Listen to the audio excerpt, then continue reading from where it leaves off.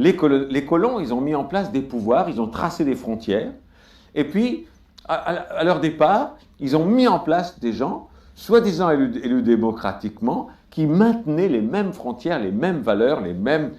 Ce n'est pas de la décolonisation. Et sur le plan religieux, il faut que les Africains comprennent que leurs ancêtres qui ont été colonisés, qui ont été torturés, qui ont été massacrés pour les forcer à accepter la colonisation, ont également été torturés, massacrés et maltraités pour changer de religion.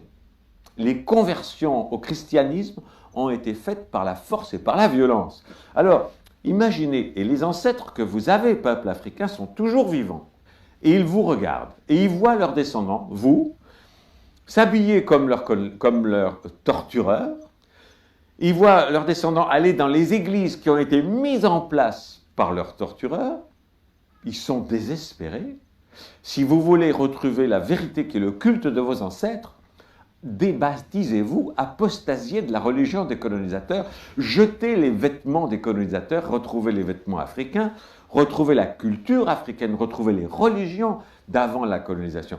Alors là, vos ancêtres vont vous regarder en étant fiers et en disant « Tiens, finalement, nos descendants sont finalement indépendants. » Pour l'instant, vous ne l'êtes pas. C'est des blagues.